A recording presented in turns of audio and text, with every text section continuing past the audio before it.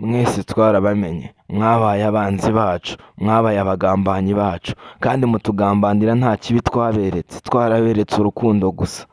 Kuva ku munsi wa mbere twamenyana twagerageje kubereka ko turi abana beza, mani, tukarya buri kimwe cyose tubahaye tutabimye, mani, tukagerageza kuvuga ngo uriya muntu ni inshuti yacu, tukagerageza gukora buri kimwe cyose ku bwawe, mani, ukagira ikibazo cy'ibihumbi 10 ukaza ukambwira ngo Ezekiel umuramyi ibihumbi 10 ndabikeneye mbabarira, narangiza kuko nakubonye nk'umuntu w'inshuti narangiza nkafata 10 ahubwo singuhe 10 nkaguha 15, mani, ntiwigeze ubyishimira ngo wishimire yuko nanjye ndi umuntu mu buzima bwawe ugerageza kuba nagufasha, ngerageza kuba nabana nawe neza. Urangije ejo urasimbuka kujya kungambanira mu nshuti n'abavandimwe, urabanza uravuga ngo nimufate cano yanjye bayisibe.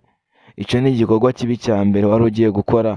Urongera ufata ikindi gikorwa cya kabiri ngo mufate indi cano ya TikTok y'uriya muhungu muyisibe. Abo bibwiye barangije baraza barambwira bati uriya muhungu yagerageje gushaka kugushyira hasi ku mbuga nkoranyambaga zawe. My dear, kora cyane, nushaka uzanshyira hasi. Niba siba cano yanjye uno munsi, ejo nzafungura iyindi, kuko abanyarwanda n'abanyarwandakazi bakunda ibyo nkora, mani, bazongera bagende bakore subscribe ba supporting izamuke. Niba siba cano yanjye ya TikTok, bazagenda n'ubundi nzagenda mfungura indi TikTok, ntabwo muzaba munciye amaboko. Ndabizi neza ko tubana munyita inshuti, ndabizi neza ko tubana munyita umuvandimwe, ariko ndabizi neza sinyobewe ko muri abagome, ntabwo nyobewe ko mutishimiye uko mbayeho.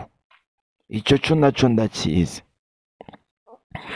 Ndagira inshuti, aka kanya mugahita mugenda mugaca ku ruhande, mukagenda mukayinteranyaho amagambo, mwarangiza mukadutandukanya. Abantu b'isi niko mumeze. Abantu b'isi ntago twabanezeza, abantu b'isi ntago twabashimisha. Nta muntu n'umwe wanezeza imitima y'abantu, ariko mwaretse tugasangira byo dufite. Mani, kuba bwanjye utakwishimira uko mbayeho, ntushimire uko nambaye, ntushimire uko mfite udufaranga duke twanjye, mani, ibi byose turimo turashaka ni amaramuko. Ejo cyangwa ejo bundi tuzabibura, kandi tuba tuzi neza ko turiho uno munsi, ejo ubuzima bukarangira. Uyu munsi none birakunda ariko ejo bikanga, ejo munsi biranga ariko ejo bigakunda. Mani, waretse kungambanira, waretse kunkorera ibintu bibi, waretse uranyereka ko uri inshuti yanjye, nyamara uri umugambanyi ungenda mu mitsi. Basi kungenda mu mitsi bizakumarira iki? Bizakumarira iki? My dear friend, mani, mwaretse tukabana muri bike dufite, tukabana muri byinshi dufite, tukiga kubisangira. Nzi neza ko mwese nta wishimiye intambwe ngenda ntera umunsi ku munsi, ariko nabwo se nabyirata kuko n'Imana ho mu ijuru nteza iyo ntambwe.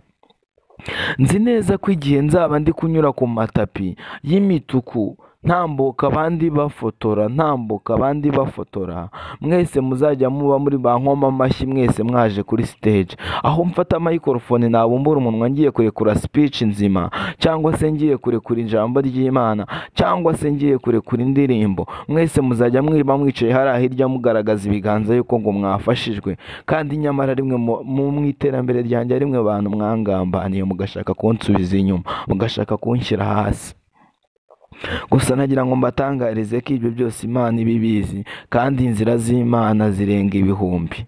Hanyuma my dear friend, ndabashimiye mwese. Yari Ezekiel umuramyi. Mugire umunsi mwiza. Bye bye. Ciao ciao.